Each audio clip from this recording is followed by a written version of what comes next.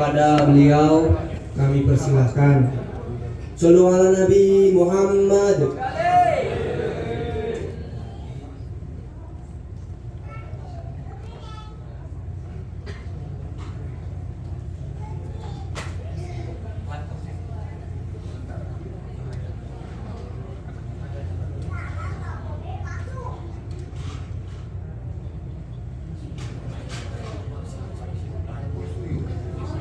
Assalamualaikum warahmatullahi wabarakatuh. Alhamdulillahirabbil alamin wa bihi nasta'inu ala umuri dunya waddin.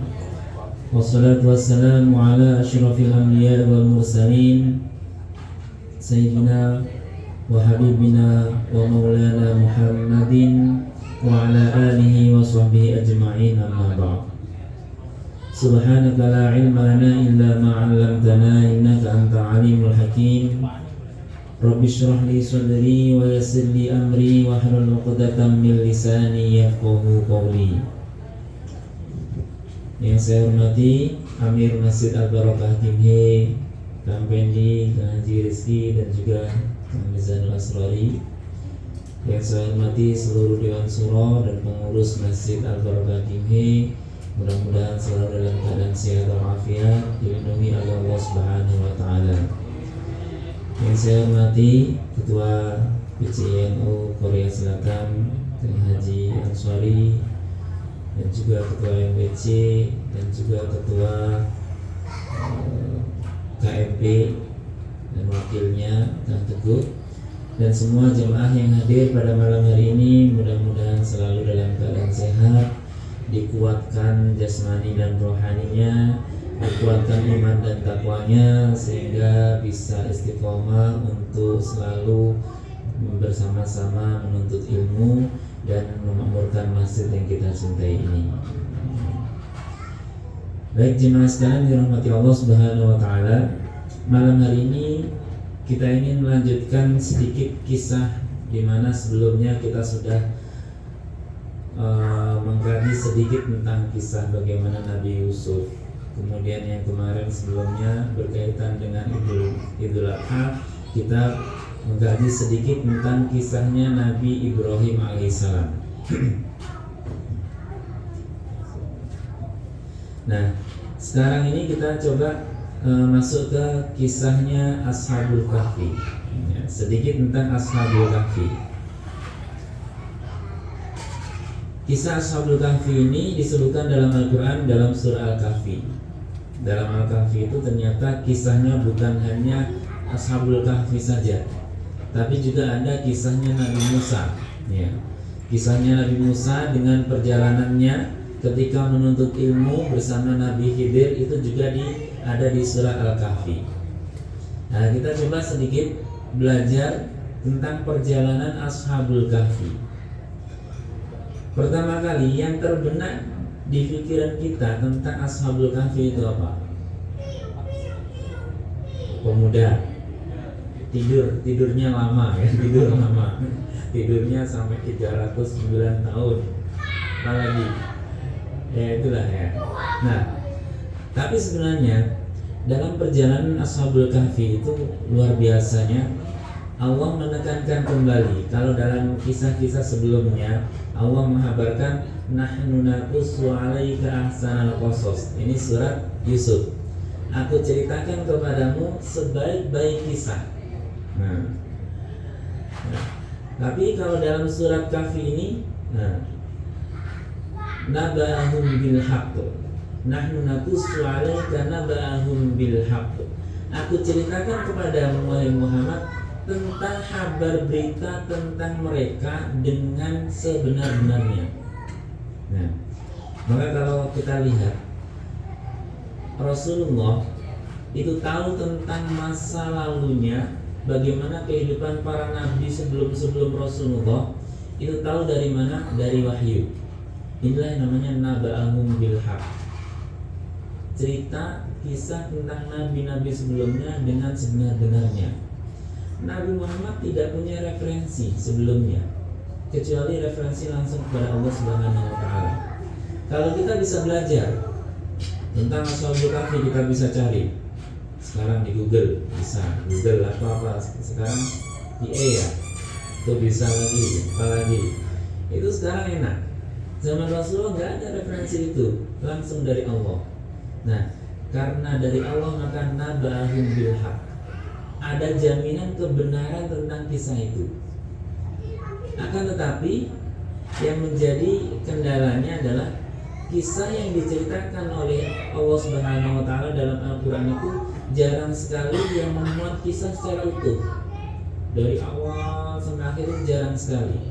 Kecuali yang hampir lengkap itu kisahnya Nabi Yusuf. Itu dari awal lahir sampai Nabi Yusuf bertemu dengan keluarganya kembali. Itu hampir lengkap. Selebihnya cuman satu penggal lagi. Termasuk Nabi Musa itu kisahnya dalam Al-Quran itu paling banyak. Di dalam surah Al-Baqarah ada, surah Al-Qasas ada, surah Al-Anbiya ada, di surat Al-Kahfi ada, banyak sekali. Nah, maka para ulama Al-Quran mengatakan, mengambil kesimpulan kisah yang ada dalam Al-Quran kita yakini kebenarannya. Itu pertama, yakin kebenarannya karena itu dari Allah. Yang kedua, kisah dalam Al-Quran tujuannya bukan hanya sekedar menjelaskan kepada kita tentang sejarahnya, bukan itu maksudnya. Kalau ingin mengungkapkan sejarahnya, pasti Al-Quran akan berbicara tentang kejadiannya, siapa-siapa tokohnya, kemudian tempatnya, pasti akan dijelaskan secara detail itu. Tapi tidak dengan demikian. Al-Quran berbicara tentang penggalan-penggalan yang itu adalah bagian dari pelajaran bagi kita. Maka ketika disebutkan satu penggal tentang kisah ini, pelajaran apa yang bisa dipetik dari ini? Menggal lagi pelajaran apa yang bisa kita ambil dari ini? Termasuk kisahnya Ashabul Kahfi ini. Sebelum Al-Quran menyebutkan, ini ada prolognya bahwasanya Ashabul Kahfi itu adalah kumpulan pemuda, jadi komunitas. Nah, kalau sekarang KMP komunitas ya. Fityatun itu dari jamak fatan. Fityatun itu pemuda-pemuda, meskipun nggak banyak. Paling dalam Al-Quran itu diperselisihkan, ada yang 7 sama 1 itu ada anjingnya yang ikut bersama mereka. Nah, pertama ini adalah pemuda-pemuda yang kumpul, di mana sebenarnya pemuda ini adalah anak dari tokoh-tokoh pada zamannya. Di mana pada zaman itu tokoh-tokoh ini sudah menyebutkan Allah.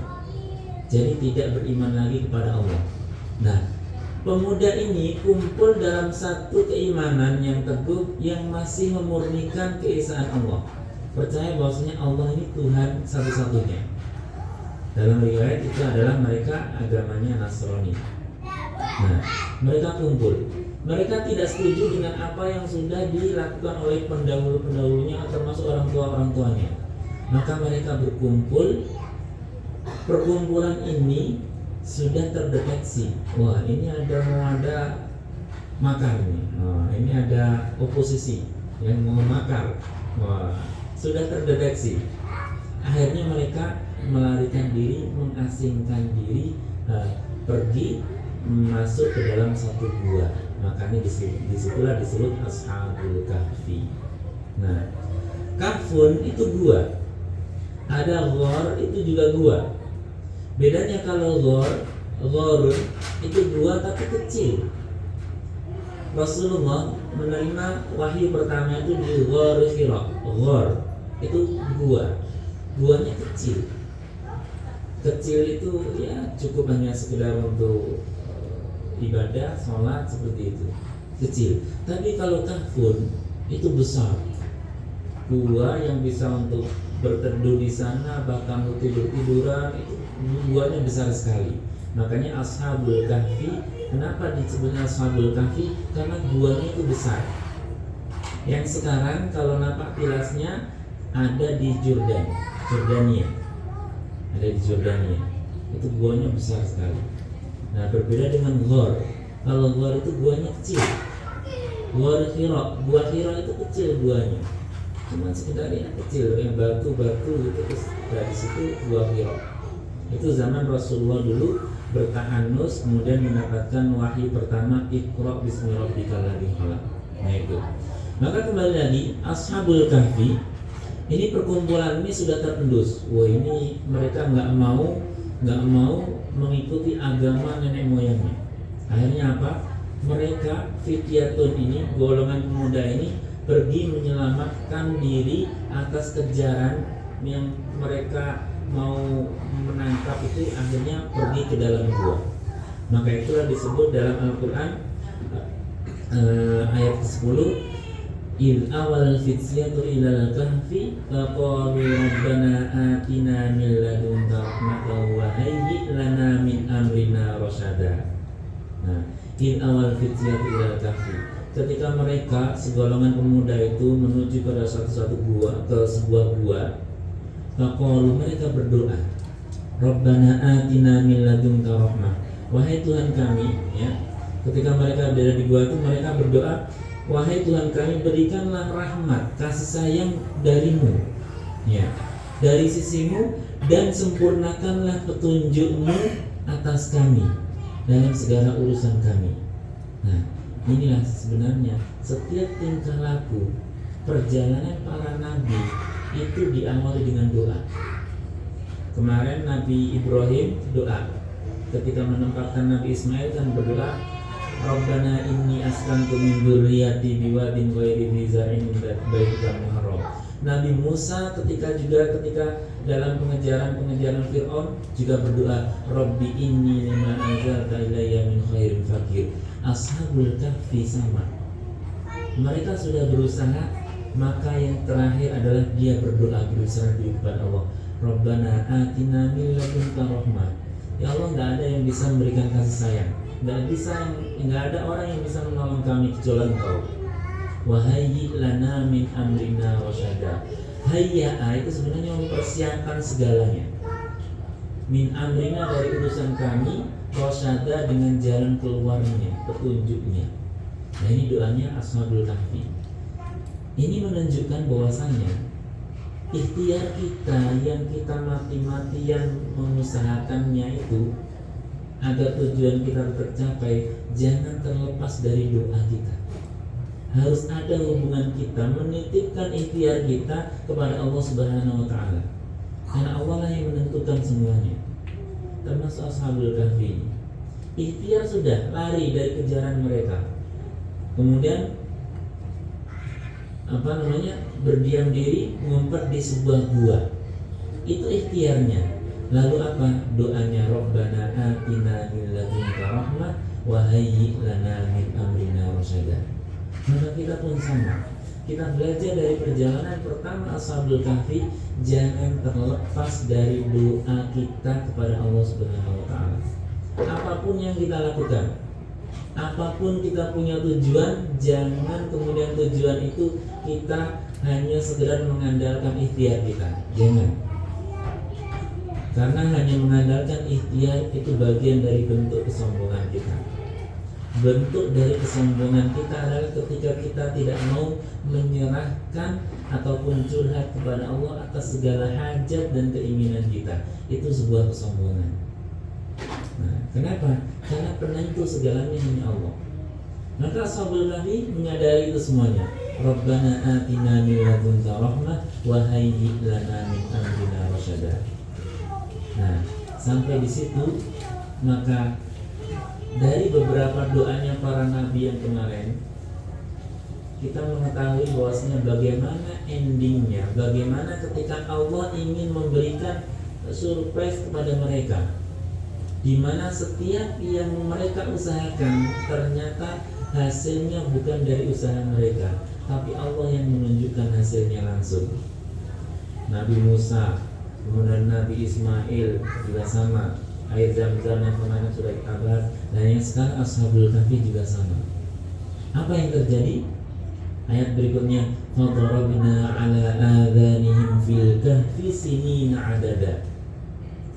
Fadarabna ala adhanihim, kami tutup telinga mereka di dalam gua selama beberapa tahun. Nah, tidur itu, nah, kenapa di sini Allah mengatakan darabna ala adanihim fil kahfi sinina adada. Salah satu yang menjadikan seseorang nyenyak tidur itu adalah ketika pendengaran ini sudah tidak terganggu dengan suara-suara yang lainnya. Itu nyenyaknya tidur itu ada di telinga kita. Kita nyenyak tidur, tapi kemudian ada suara kita dengar, itu akan terganggu. Makanya Ashabul Kahfi ditutup telinganya, nggak dengar apapun. Ada batu jatuh pun nggak dengar, ada hirup pun apa nggak dengar. Fadarabna ala adhanihim fil kahfi, di dalam gua itu sinin adada, beberapa tahun yang jumlahnya begitu banyak. Nah, inilah awal mula tidurnya Ashabul Kahfi. Telinga ditutup, tidur. Makanya kalau kita susah tidur, tutup telinga. Kalau sudah ditutup telinga, kok masih susah tidur, ya, tutup mata. Tutup mata masih susah tidur, ya apa? Ngaji, ya ngaji. Biasanya kalau ngaji kan ngantuk ya. Ngaji itu biasanya ngantuk, ngaji baru satu lembar dan ngantuk. Nah, itu ngaji, tapi cepat tidurnya. Nah, Ashabul Kahfi ditutup telinganya oleh Allah. Fadarabna ala adani fil kahfi, bilang gua itu sinina adada. Ini luar biasa. Kemudian thumma ba'athnahum lina'lama ayyul hizbaini aqsa lima labithu amada. Kemudian kami bangunkan mereka, ya ini, agar kami mengetahui manakah di antara kedua golongan itu yang lebih tepat dan dalam menghitung berapa lama mereka tinggal dalam gua. Dalam riwayat, Ashabul Kahfi itu masuk ke gua itu dalam waktu pagi-pagi. Bangunnya itu asar. Bangunnya asar, waktu asar, menjelang belum maghrib lah. Makanya mereka ketika bangun itu kaget. Berapa lama kita tidur? Paling berapa? Labithna yauman aw ba'da yaum. Nah itu nanti akan ada ayat tentang masalah itu. Maka tujuan Allah ini membangunkan kembali. Ini nanti ada perbedaan mereka, berapa lama mereka tinggal di dalam gua. Nah, makanya sebenarnya Allah tidak menginginkan kisah Ashabul Kahfi itu hanya diambil penggalan-penggalan untuk kepentingan tertentu. Apa itu contohnya? Wajimat. Apa? Nama Ashabul Kahfi kan gitu ya. Nama anjingnya. Nama anjingnya apa nama anjingnya? Kitmir. Wah, itu biasanya buat jimat. Bukan itu maksudnya, bukan itu.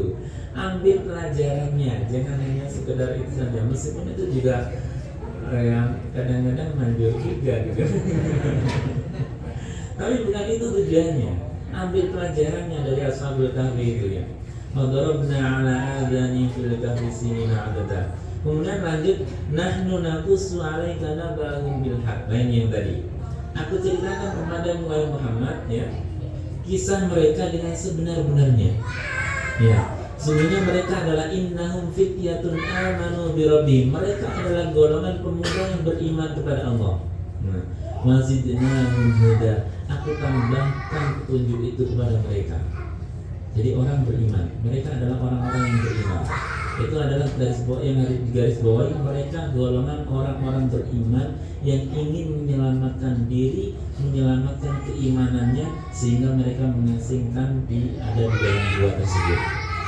Nahnu naqussu 'alaika naba'ahum bil haqq innahum fityatun amanu bi rabbihim wazidnahum huda.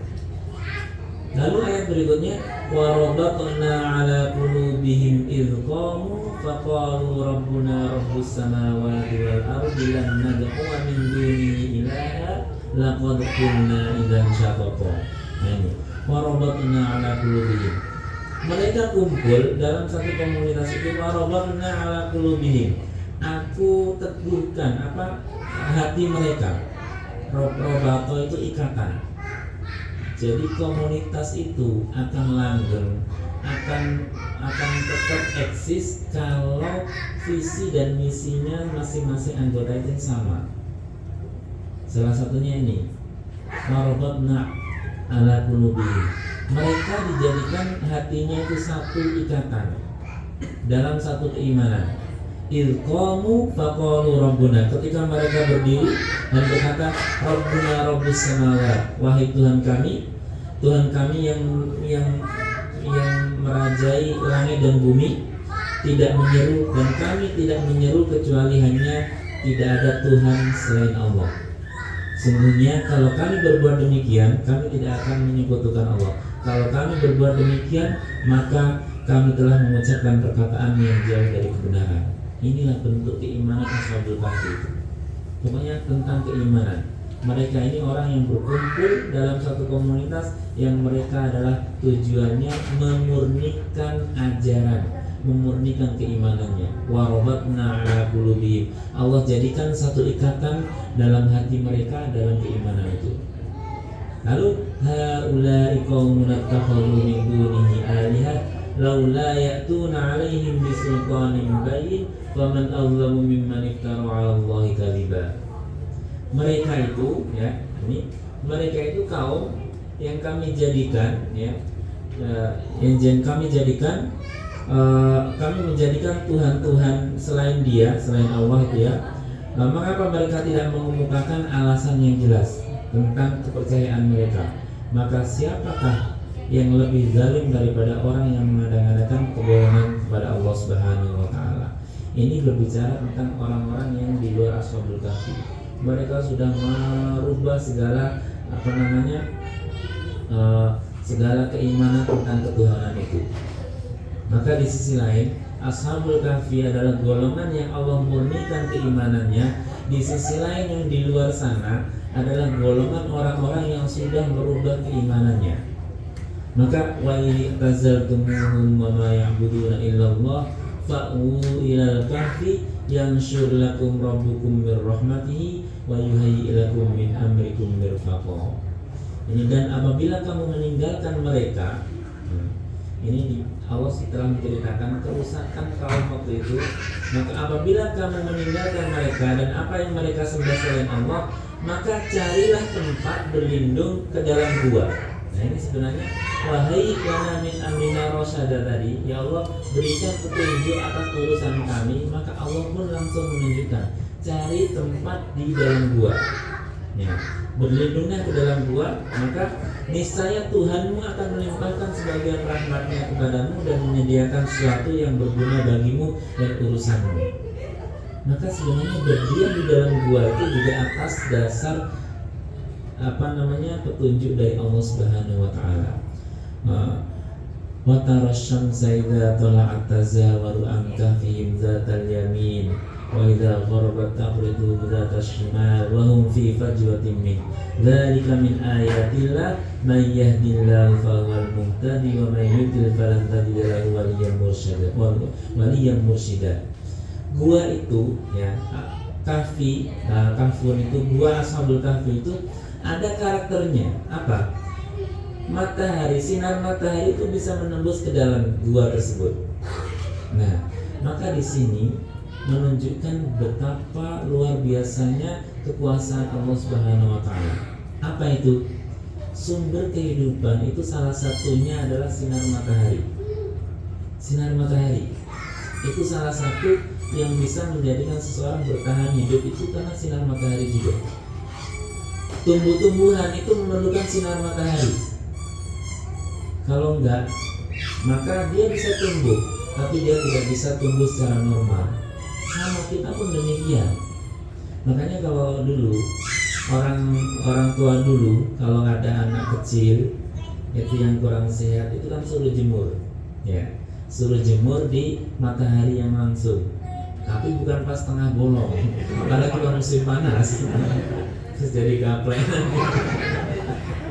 Enggak, ya pas matahari pas lagi jam 8 sampai jam 9. Nah itu ternyata itu benar. Bayi kuning itu pas dijemur itu di terik matahari itu sehat. Sama jenengan kalau flu, coba jenengan kalau lagi kurang sehat berjemur pada jam-jamnya pagi-pagi itulah yang tidak terlalu panas. Itu salah satu terapi. Kenapa? Allah menunjukkan dalam surah Al-Kahfi ini wa tara syamsa idza tala'at tazawaru an kafihim dzatal yamin wa idza gharabat taqriduhum dzatal shimal. Ketika matahari terbit itu sinarnya masuk, ketika matahari terbenam sinarnya juga masuk dari sisi kanan dan dari sisi kiri. Ini sebenarnya bagian dari isyarat Al-Quran yang menunjukkan betapa hebatnya Allah ini ingin menunjukkan sesuatu dari ciptaannya, yaitu sinar matahari itu. Yang sekarang ini malah lebih hebat lagi. Dari matahari sudah bisa dikumpulkan energinya menjadi pembangkit listrik tenaga matahari. Ya, tenaga surya. Panel-panel listrik itu kan itu luar biasa. Itu panel listrik itu salah satunya adalah, kalau kita selaku umat Islam itu terilhami dari ini. Wa tara syamsa idza tala'at tazawaru an kafihim dzatal yamin wa idza gharabat taqriduhum dzatal shimal. Saya nanam itu pohonnya, tomat. Itu saya taruh di dalam, dia berbunga,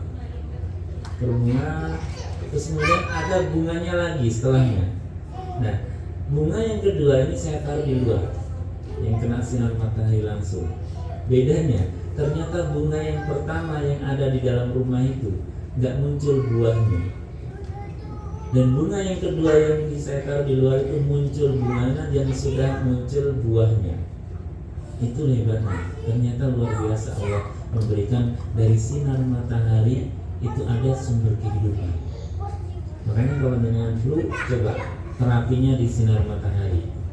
Ya, tapi sekali lagi ya jangan pas waktu panas tadi, ya. Pas waktu siang-siang menjelang siang, waktu duha itu. Itu awatara syamsa idza tala'at tazawaru an kafihim dzatal yamin wa idza gharabat taqriduhum dzatal shimal. Salah satu Allah menjadikan kehidupan dalam buah itu karena Allah menjadikan sinarnya itu bisa masuk langsung ke dalam buah tersebut. Makanya kalian di Jordan itu jangan bisa lihat liputan gua Ashabul Kahfi di Jordan itu ada celah itu yang bisa masuk sinar matahari itu. Nah, wa tara syamsa idza tala'at tazawaru an kafihim dzatal yamin wa idza gharabat taqriduhum dzatal shimal wa hum fi fajratin min. Dzalika min ayatillah. Ini bagian dari tanda-tanda kebesaran Allah. May yahdihillahu fa huwal muhtad wa may yudlil falan tajida lahu waliyyan mursyida. Lalu wa tahsabuhum ayqadha wa hum ruqud wa nuqallibuhum dzatal yamini wa dzatal shimal wa qalbuhum basitun dhira'ahi bil wasit law ittala'ta 'alaihim lawallaita minhum firaran wa lamulitta minhum ru'ba. Wa tahsabuhum ayqadha wa hum ruqud. Ashabul Kahfi itu tidur di dalam gua, tapi matanya tidak terpejam, matanya melek. Makanya watah sabum ayqadha. Kalian kalau melihat Ashabul Kahfi itu melihat seakan-akan mereka melek, mereka tidak tidur. Watah sabum ayqadha itu kalian mengira mereka itu tertidur, padahal mereka tidak tertidur, padahal mereka tidur. Wa hum ruqud wa nuqallibuhum dzatal yamini wa dzatal shimal. Ini salah satu lagi luar biasa, Allah menjadikan mereka itu bolak-balik, membalikkan badannya, ayqadha wa nuqallibuhum dzatal yamini wa dzatal shimal, balik ke kanan, ke kiri. Kalau orang tidur itu ya, orang tidur kadang balik kanan, kadang balik kiri. Ini yang terjadi pada Ashabul Kahfi. Apa salah satu fungsinya? Kalau seandainya tidurnya tepat itu akan ada mungkin ada iritasi atau bisa jadi sakit dan seterusnya. Maka Allah luar biasa wa tahsabum ayqadha wa hum ruqud wa nuqallibuhum dzatal yamini wa dzatal shimal. Luar biasa. Pertama, Allah jadikan ada sinar matahari menembus celah. Yang kedua, tidurnya pun dalam keadaan tidak terpejam. Tujuannya apa? Karena biar fungsi mata ini tetap fungsi dengan baik. Orang yang memejamkan mata dalam waktu yang cukup lama, maka dia akan sakit matanya. Makanya orang banyak tidur itu kan pasti bengok ya, apa? Ya, itu bengok. Maka Ashabul Kahfi itu tidak. Mereka meskipun 309 tahun tetap bangun pun dalam keadaan normal.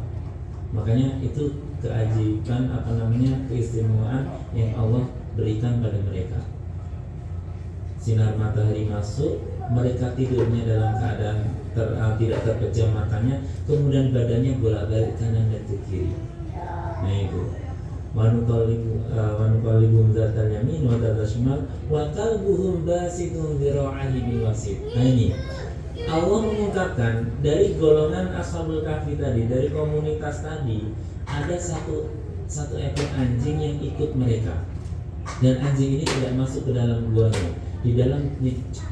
Cuman ada di depan pintu gua Ashabul Kahfi dengan meletakkan tangannya. Sama anjingnya juga dia selama berapa 309 tahun juga. Nah, ini menunjukkan bahwasanya dia hewan itu, anjing itu menjadi mulia, bahkan disebutkan dalam Al-Quran itu. Kenapa? Karena dia mengikuti golongan orang-orang yang beriman tadi. Maka kalau kita ikut golongan orang yang beriman, kita ikut golongan orang yang baik, kita akan terimbasnya, akan ikut baik. Minimal kita akan kena kebaikannya itu. Yang tadi, wakal buhum basitun dzira'ihi. Basitun itu menjulurkan dzira'i ini, dzira'nya dua ininya bil wasit. Lalu tala'ta 'alaihim lawallaita minhum firara wa lam yalita minhum bu'da. Gambaran mereka tertidur seperti itu kalau seandainya kita melihat Ashabul Kahfi, kita akan takut, kita akan lari. Karena mereka kayak nggak tidur seperti itu. Wakaksanuhum aiqadha wa hum ruqud wa nuqallibuhum dzatal yamini wa dzatal shimal wa qalbuhum basitun dzira'ihi bil wasit. Kemudian ayat berikutnya, wa kadzalika ba'atnahum liyatasaalu bainahum qala kam labistum. Yang seperti itu ya, yang demikian itu kemudian kami bangunkan mereka setelah 309 tahun. Apa artinya? Agar mereka, diantara mereka saling bertanya satu dengan yang lainnya. Saling bertanya satu dengan yang lainnya. Sudah berapa lama kamu berada di sini? Ya. Sudah berapa lama kamu tinggal di sini? Ya. Maka dzalika ba'atnahum liyatasaalu bainahum qala kam labithtum. Berapa lama kamu di sini? Qalu labithna yawman aw ba'da yawm. Mereka sebagian menjawab, kami tinggal sehari atau ya paling setengah hari. Labithna yawman aw ba'da yawm. Qalu rabbukum a'lamu bima labithtum. Hanya Allah yang mengetahui berapa lama kalian tinggal di situ. Jadi nggak ada yang tahu. Pas terbangun itu bangun, berapa lama kita di sini? Kayaknya baru saja. Nah, berapa lama sudah di Korea? Kayaknya baru saja. Ashabul Kahfi ya. Ya. Ashabul Kahfi itu ketika bangun saling bertanya, berapa lama kita di sini? Qalu labithna yawman aw ba'da yawm. Qalu rabbukum a'lamu bima labithtum. Hanya Allah yang tahu, dan nggak usah berdebat tentang berapa lama kita tinggal. Udahlah, nggak usah berdebat tentang berapa lama kita sudah tinggal di sini. Yang penting sekarang kita sedang lapar sekarang. Nah, maka apa yang terjadi? Fab'athu ahadakum biwaridikum hadhihi ila madinati falyanzur ayyuha azka ta'aman falyahdikum birizqin minhu wa yatalaqqaf wa la yushrikanna bikum ahada. Kemudian karena waktu melarikan diri ke dalam gua itu masih bawa uang, bawa beberapa dirham uang perak. Maka kita sedang lapar sekarang. Maka diutuslah salah satu dari mereka ini untuk pergi keluar mencari makan yang paling enak. Ya. Fab'athu ahadakum biwarikum hadi ilal madinati falyanzur ayyuha azka ta'aman. Makanan yang paling enak. Falyatikum birizqin minhu wal yatalaqqaf. Tapi ingat, jangan bicara tentang keberadaan kita. Nah, ini masih merahasiakan. Ashabul Kahfi masih merahasiakan tentang keberadaan mereka. Kalau nanti keluar pelan-pelan. Jangan ada orang yang tahu tentang keberadaan kita di gua ini. Wal yatalaqqaf. Maka hendaknya kamu lemah lembut kepada mereka. Kalau ketemu orang, sapa dengan baik. Wala yushkiranna bikum ahada. Jangan sampai mereka itu mendeteksi kita ada di gua ini. Karena mereka nggak sadar kalau ternyata sudah 309 tahun di dalam gua. Wal yatalaqqaf wala yushkiranna bikum ahada. Akhirnya ternyata setelah ini keluar, salah satu dari mereka ini keluar mencari makan. Ini semua orang heran. Kita bayangkan kita dengan zamannya orang tua dulu, orang tua kita ada sudah beda. Pakaiannya sudah beda, makanannya sudah beda. Ibaratnya kalau mungkin orang tua dulu makanan itu masih ada nasi jagung, tiwul, apalagi ya itulah ya sebangsa itu. Nah sekarang ke mall nyari tiwul nyari nasi jagung, mungkin kan heran semuanya. Nah itu yang terjadi ashabul kahfi, cari makanan yang enak. Ternyata sekarang sudah ada KFC, ada ini, sudah beda semuanya. Heran. Maka yang terjadi baru sadar bahwasanya mereka itu tinggal di dalam gua begitu lama. Tapi ada satu hal yang terbaik di sini. Kenapa? Waliyat talaqof. Berbuat lembutlah kepada mereka. Ketika kamu ingin masuk pada mereka, maka berbuat lembutlah. Jangan sampai kamu menjadikan orang lain curiga tentang keberadaanmu di dalam gua tersebut. Ini memberikan pelajaran kepada kita. Kita juga bermuamalah itu waliyat talaqof. Hendaknya kita lembut. Meskipun kita mau merubah seseorang, kita mau mengajak teman kita, maka jangan kemudian mengajak itu dengan cara yang kasar, dengan cara yang menyinggung, dengan cara yang kurang baik. Maka dengan cara waliyat talaqof, dengan cara yang lemah lembut.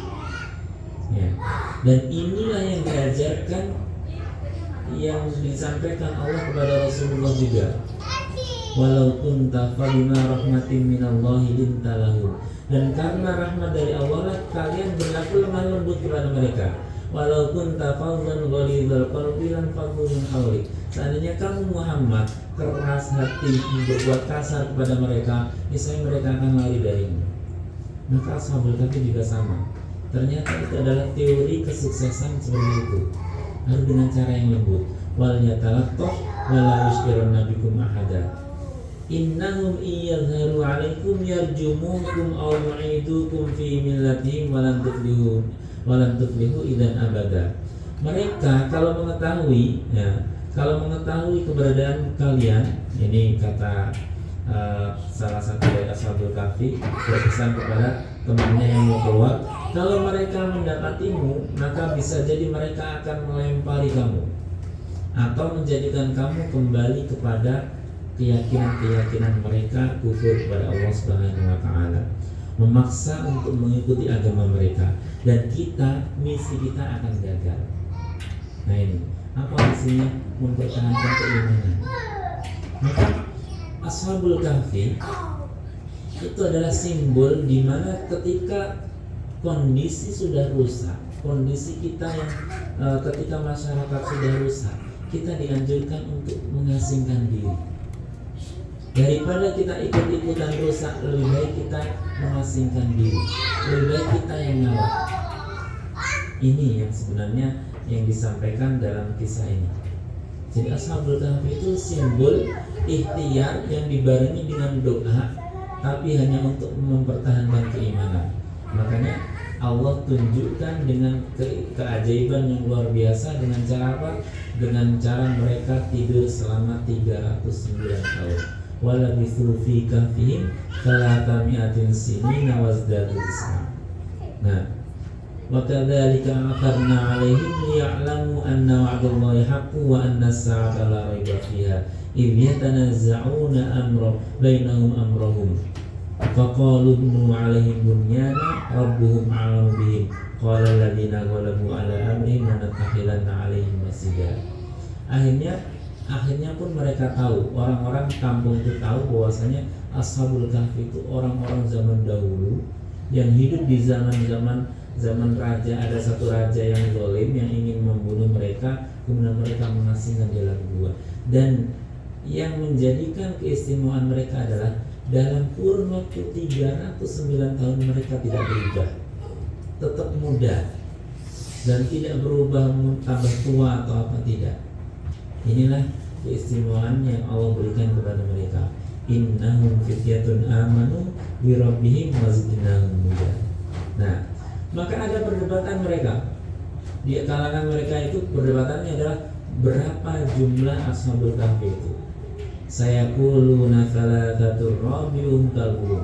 Ada yang mengatakan mereka jumlahnya 3 orang.